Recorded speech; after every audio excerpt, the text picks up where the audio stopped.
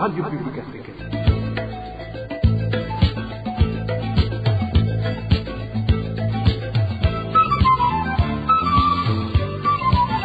Radio Publique Africaine.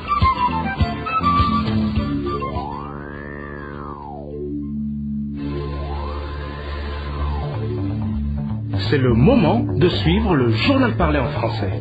À la présentation, Émile Nivasumbo. Bonsoir et bienvenue dans le journal du 11 août 2024. Voici les principaux titres. Le Premier ministre burundais accuse les policiers de malmener les commerçants à Gatumba sur la frontière avec la République démocratique du Congo et dans ses environs. Les détails à suivre tout à l'heure. Et les habitants de Jabé, Giza et Mutanga Sud souffrent de la perturbation de distribution d'eau potable. Nous allons aussi en parler. Et début hier des travaux de réhabilitation de la voirie du quartier Gasekewuye 1 en zone Moussa Gassé à mairie de Bujumbura. C'est une voirie en très mauvais état depuis une longue période. Voilà pour le sommaire. Le développement du journal, c'est tout de suite. Hormis le corps médical et les magistrats, tout le reste du personnel de la fonction publique qui preste dans les bureaux est contraint aux travaux de propreté au sein de leur service. L'injonction est du numéro 1 burundais. Hier, il a fait une descente au ministère de la Santé publique. Évariste Ndayishimiye ordonne à tous les cadres de l'État de se munir d'emballés pour cette finalité d'hygiène durant toute une semaine. Suivez plutôt Évariste Ndayishimiye, c'est le président de la République du Burundi. Abarundi barakunda makonje. Mukintu bakunda, ubabwiye konje, bararikunda cyane. Les Burundais aiment des congés dans leurs habitudes. Il n'y a plus alors de l'importance à vaquer dans son bureau. Je les abstiens de rester au bureau. Cette semaine qui s'annonce, c'est une semaine consacrée à l'hygiène. Celui que je rencontrerai au bureau, c'est moi-même qui vais l'y chasser. Les privilégiés sont uniquement le personnel soignant et les magistrats pour justifier les nécessités.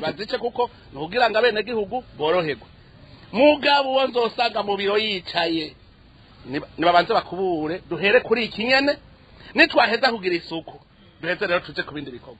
Qu'ils s'attellent d'abord à la propreté et la suite s'en suivra. Que les médias en fassent une large diffusion. Je n'ai besoin de personne dans son bureau, sauf en cas de mon propre consentement.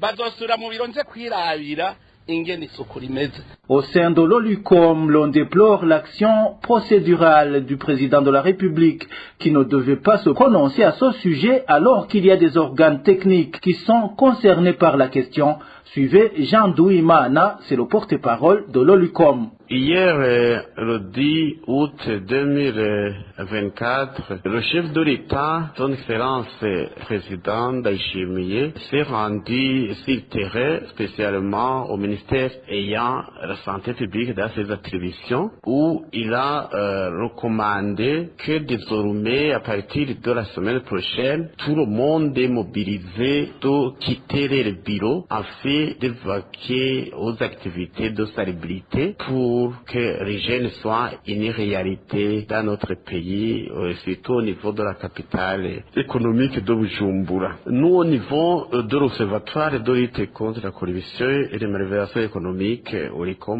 nous disons que cela ne sera pas du tout efficace de quitter les lieux du travail durant une semaine pour aller dans les activités de salubrité sur le terrain. Plutôt, nous recommandons au chef de l'État de mettre sur pied une commission très vaste en charge de veiller à la salubrité dans tous les coins de la capitale, c'est-à-dire dans tous les départements ministériels pour que l'hygiène soit une réalité dans notre pays. Alors ces commissions doivent être dotées de moyens financiers, moyens matériels en rapport avec l'hygiène. Ce n'est pas Bujumbura seulement, même un peu partout dans le pays, surtout dans les différentes villes, il faudrait vraiment y instaurer un mécanisme pour pouvoir veiller contre les maladies issues de manque d'hygiène.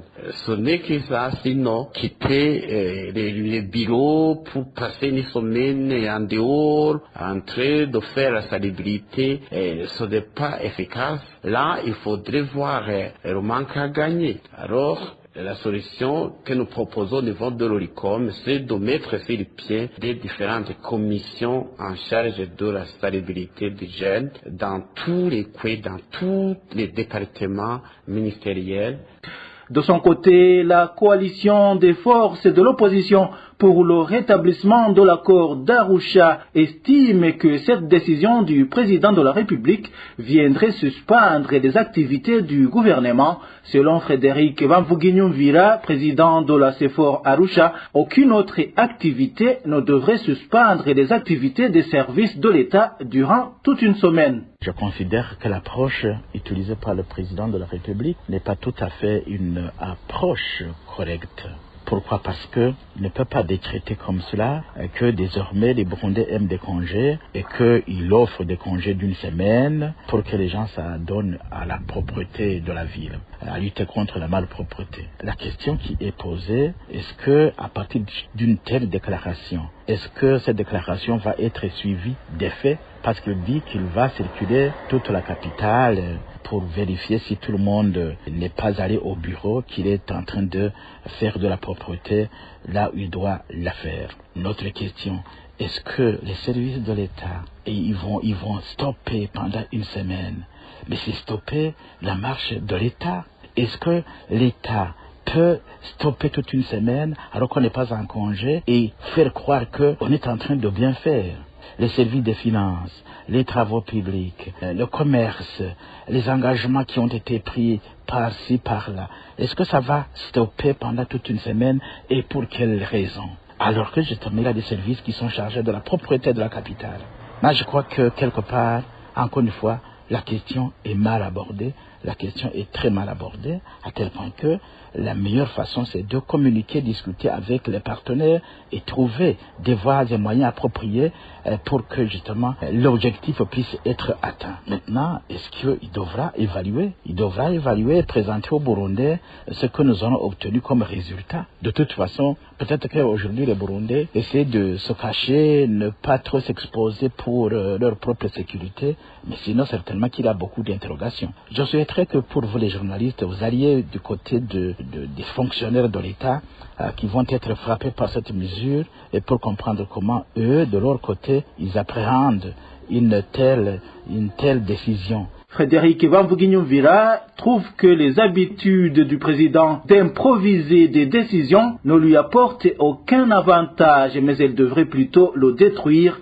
Encore une fois, Frédéric Bamvuginyumvira. Je ne sais pas de quelle habitude il s'agit, mais si c'est une habitude, c'est une très mauvaise habitude. C'est pas comme cela qu'on gère un État. On ne peut pas gérer un État en décidant comme cela. Ça prend du temps. Et puis, il doit discuter avec tout ce monde-là qui est concerné. Et ils doivent étudier les raisons, les possibilités et tirer des conclusions qui s'imposent. Et s'il y a des difficultés qui peuvent se rencontrer sur le terrain, prévoir ces difficultés et prévoir comment les aborder, prévoir comment les gérer. Mais sinon, il ne peut pas aborder les questions comme cela. Mais moi, je me pose la question, est-ce que, en réalité, cette décision va être suivie, oui ou non? Moi, je pense que ça va être difficilement suivi parce que ce n'aura pas été préparé comme cela se devait.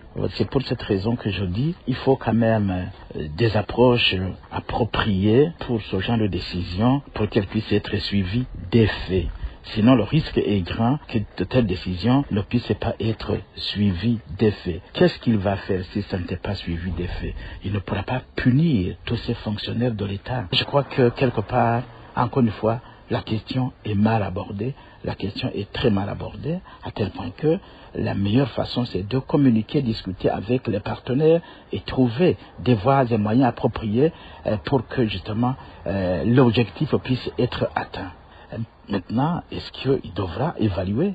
Il devra évaluer et présenter aux Burundais ce que nous avons obtenu comme résultat. De toute façon, peut-être qu'aujourd'hui les Burundais essaient de se cacher, ne pas trop s'exposer pour leur propre sécurité, mais sinon certainement qu'il y a beaucoup d'interrogations. Je souhaiterais que pour vous les journalistes, vous alliez du côté des fonctionnaires de l'État qui vont être frappés par cette mesure et pour comprendre comment eux, de leur côté, ils appréhendent une telle décision. Est-ce que c'est une décision normale? Est-ce que c'est une décision anormale? Est-ce qu'ils vont répondre à l'appel ou qu'est-ce qui va se passer? Maintenant, j'attendrai peut-être qu'on ait des suites. Je ne suis pas au pays pour que je puisse suivre de plus près la mise en application de cette décision. Mais sinon, moi je considère que, à mon avis, que cette décision va être difficilement suivie et mise en application. Je vous remercie. Parmi les pays qui partagent la frontière avec la République démocratique du Congo, seul le Burundi a toujours des problèmes. C'est ce qu'a déclaré ce vendredi le Premier ministre burundais dans un atelier de réflexion sur les mesures à mettre en œuvre pour l'élimination des barrières non tarifaires entre le Burundi et la RDC. Selon Gervais Ndirakobucha, les policiers et les agents du service national de renseignement provoquent la contrebande en requêtant les commerçants.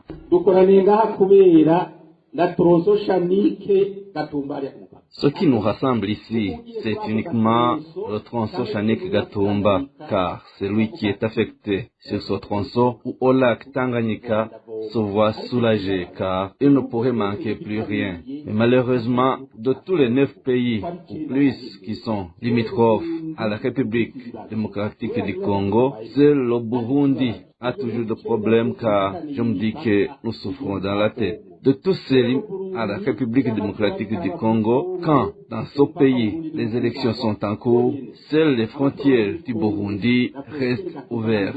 Au cours des élections, jamais la frontière Gatumba est fermée. Mais nos problèmes ne manquent jamais, car, comme le dit souvent son Excellence, l'intérêt général chez nous n'a plus de valeur. Si une personne est affectée à un poste, il regarde d'abord ce qui va dans sa poche. Si tu considères les barrières se trouvant sur le tronçon asiatique Gatumba, je me dis qu'elles sont nombreuses par rapport aux barrières se trouvant sur le tronçon Gardino-Kobero. C'est nous qui poussons les commerçants dans le commerce informel, car si une personne est en train de mener son commerce légalement et que tu viens lui exiger des montages illégaux, eh bien, il change lui aussi pour œuvrer dans l'informel. Je voudrais donc dire quelque chose. Nous sommes tous ici des responsables, mais je voudrais interpeller la police nationale, les services nationaux de renseignement, l'administration. Si une personne vient vers toi, il faut d'abord se faire à l'idée de ce qu'elle t'apporte, car ce pays qui est notre voisin a traversé pas mal de difficultés. Et par exemple, leurs véhicules sont facilement identifiables. Si donc les policiers les identifient dans ce cas, ils commencent à saliver, car ils sont déjà convaincus de pouvoir les soutirer quelque chose, et signalent d'ailleurs les autres policiers pour qu'ils fassent de la même façon sans toutefois regarder le bien du pays.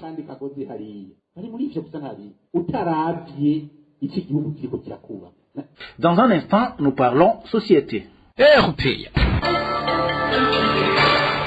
La pénurie d'eau potable persiste dans les quartiers Jabé, Briza et Mutanga Sud à mairie de Bujumbura. Selon la population locale, ça fait plus d'un mois que l'eau ne dure que le temps de l'arroser en cas de disponibilité. Une situation qui inquiète les citadins dans cette période de propagation de la variole du singe. Walter Kwizera nous en dit plus. Pour avoir l'eau potable dans certains quartiers de la zone Giza, le quartier Javé y compris, et Mutanga Sud, tu dois te réveiller au milieu de la nuit vers 3 heures. Dans le cas contraire, tu ne pourras jamais avoir de l'eau. Pourtant, ce quartier était connu comme les quartiers de Bujumbura qui ont toujours de l'eau en abondance. Depuis plus de 2 mois donc, ils sont sur la liste des quartiers qui n'ont pas d'eau potable. La pénurie d'eau potable ici dans certains quartiers de la mairie de Bujumbura ne date pas aujourd'hui, ça fait plus que 3 mois. Au départ, les quartiers Briza, Javé, Nyakabiga et Mutanga Sud n'avaient pas l'habitude de manque d'eau potable, mais habituellement, même ces quartiers ne sont plus gagnés par des perturbations dans le rationnement en eau potable. L'eau n'est disponible le plus souvent qu'à partir de 3 heures. Et pour en avoir, tu dois te réveiller à cette même heure. Donc, abandonner ton sommeil car s'il arrive 6 heures, tu n'auras pas d'eau. Donc, car tu ne te réveilles pas à temps, tu ne peux pas avoir l'eau dans ton ménage. Les conséquences de cette situation de pénurie d'eau potable pour la population sont multiples. D'une part, dans certains ménages, l'on a cessé de faire certains travaux ménagers la journée. D'autre part, ceux qui le peuvent achètent l'eau à réseau de 1000 francs burundais par bidon de 20 litres. Quand l'eau n'est pas disponible, ça devient un sérieux problème pour la population. Certaines familles ne peuvent plus faire la cuisine et sont obligées de nourrir les enfants des pères et des avocats qui ne faisaient pas partie de leurs habitudes alimentaires. Dans le cas contraire, pour avoir l'eau potable, ceux qui ont les moyens en achètent au taxi vélo. Ces derniers exigent 1000 francs par bidon de 20 litres. Ainsi, la population de la mairie de Bujumbura supplie la régie des eaux de faire son mieux afin de résoudre ce problème ou que tout au moins elle procède par rationnement. La population demande qu'il soit approvisionné en eau potable, surtout durant cette période de la pandémie Mpox. Comme le ministre de la Santé nous l'a suggéré dernièrement, pour se protéger contre Mpox, nous devons nous laver régulièrement les mains avec du savon. Donc, que la régie des eaux nous approvisionne en eau potable comme avant, car nous payons nous-mêmes ces factures, qu'il nous donne de l'eau et qu'il arrête de nous donner ces factures mensuelles alors que nous n'avons pas d'eau potable. Vers la fin du mois de juillet, le directeur général de la régie des eaux, ingénieur Albert Manigomba, avait promis que la pénurie d'eau pourra bientôt être résolue du fait que la régie des eaux a acheté des équipements nécessaires et une pompe d'eau qui vaut plus de 2 milliards de francs burundais. Hier, des travaux de réhabilitation de la voirie du quartier Gasekebouye 1 en zone Musaga de la mairie de Bujumbura ont démarré. La première et la deuxième avenue venaient de passer une très longue période dans un très mauvais état. Marie-Ange Irakozé nous en dit plus. Depuis ce samedi, le quartier Gasekebouye 1 de la zone Musaga en mairie de Bujumbura est animé par des bruits de machines. Une machine niveleuse et un compacteur sont dans les travaux de réhabilitation de ces routes. La première et la deuxième avenue qui, depuis de longues années, sont quasi impraticables. Pour la population, c'est un ouf de soulagement depuis que l'état de ces routes leur cause des manques à gagner. Vraiment, nous saluons cette initiative de réhabilitation de cette route. Nous remercions tous ceux qui ont eu cette idée d'amener les machines pour la réhabilitation. Ça faisait longtemps qu'elle n'était presque plus praticable, car même ceux qui ont des véhicules n'osaient plus y passer pour les garer à leur domicile. Ils payaient plutôt des parkings pour leurs voitures sur la RN7. On éprouvait même beaucoup de difficultés pour déplacer un malade vers l'hôpital. Ces habitants d'Ogasekebouye demandent alors que ce projet ne s'arrête pas là, mais plutôt que la réhabilitation soit effective pour avoir des routes qui sont durables. Nous demandons que ce projet ne s'arrête pas là, que même les caniveaux soient réhabilités et agrandis. Nous avons tous aimé cette initiative. Que ce projet continue, si possible, qu'on y ajoute du goudron ou alors des pavés. Il ne faudrait pas que l'on se limite uniquement à y mettre des carrières, que ce ne soit pas seulement une façon de nous distraire. Il faut que l'on fasse du travail sérieux avec tout au moins des pavés. Selon les informations recueillies dans ce quartier d'Ogasekebouye en zone Musaga, le président de la République envisagerait de faire un passage dans ce quartier. Pour les habitants de ce quartier, en 2020, on avait procédé aux travaux de réhabilitation, mais qui n'ont pas apporté de fruits pour une longue durée, puisque les travaux ne consistaient qu'aux nivellations et au compactage. Pour clore cette édition, parlons de cette prestation de serment pour un 4e mandat du président Paul Kagame du Rwanda qui s'est tenu aujourd'hui. Les cérémonies de prestation de serment ont vu la participation des représentants d'une trentaine de pays, dont 22 chefs d'État. Parmi les pays de la communauté est-africaine, la Tanzanie, le Kenya, le Soudan du Sud et la Somalie ont été représentés par leur président. L'Ouganda a été représenté par le vice-président de la République. Dans la sous-région, seuls le Burundi et la République démocratique du Congo n'ont pas été représentés dans ces cérémonies d'investiture du président rwandais Paul Kagame. Voilà, c'est ainsi que s'achève cette édition du 11 août 2024. Merci de nous avoir suivis à la présentation. C'était Émile Nibasumba. Passez un agréable dimanche. Au revoir.